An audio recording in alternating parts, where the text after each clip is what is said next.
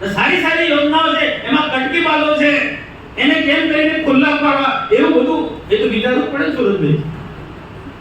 એ તો ને તો આપો જે કાર્યકર્તા કોઈ ગરીબ સમૃદ્ધ માણસ છે મનરેગામાં રોજંદાર તરીકે ફેમિલીને નોંધાઈ દીધા છે. આવું થોડું ચલાવી લેવાય, આવું ચલાવી લેવાય.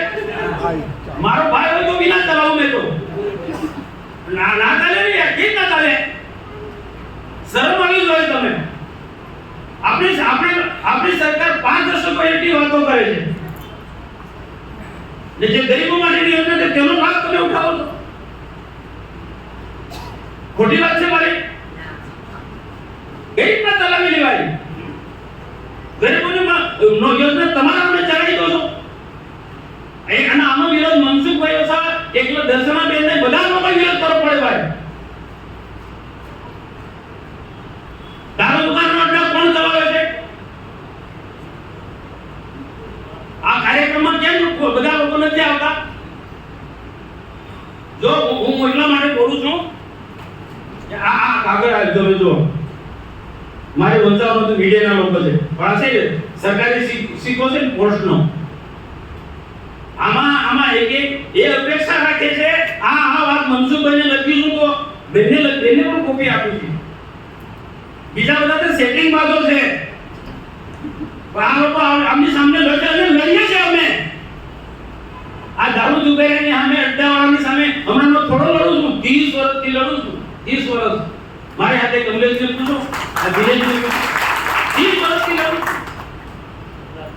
હે આ હુમલા દિનેશ હુમલા થયા છે. આ દિનેશ હુમલા થયા છે. હરસદી માતાના પેડામાં દારૂ દુકાનના અડ્ડા પર હું પ્રવીણસિંહ ગોહિલ ગોપાલપુરા નોકરીમાં હતો. તમે બી હતા ને? રાજુભાઈ બી હતા, બોલતા નથી.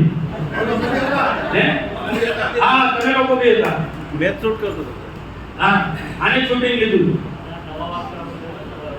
હે હા તો આ કોના માટે ભાઈ? દેશના પ્રધાનમંત્રી નરેન્દ્ર મોદી સાહેબ એક ગામને આદર્શ ગામ બનાવવા માંગે છે. એક યુવાન દેશના માટે કામ કરે, એના માટે સતત મહેનત કરે છે.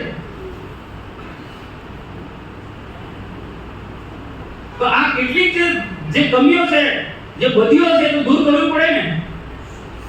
એ દૂર કરવું પડે. ને મનસુખભાઈ વસાવા નથી કહેતા, બિરસા મુંડાએ પણ કહ્યું છે. અંગ્રેજોની સામે લડતા લડતા બિરસા મુંડાએ શું કહ્યું છે? બધાને ખબર છે, દરેકમાં ભાષામાં વાત કરું છું. મારા બિરસા મુંડાએ એવું કહ્યું કે દેશ આઝાદ થશે તો દેશનો જબરદસ્ત વિકાસ પણ થશે, બહુ ઝડપી વિકાસ થશે. તો થયો પણ થઈ પણ રહ્યો. દેશની આઝાદી પછી આપણે કેટલી પ્રગતિ કરી, એક એક ક્ષેત્રમાં કેટલી પ્રગતિ કરી.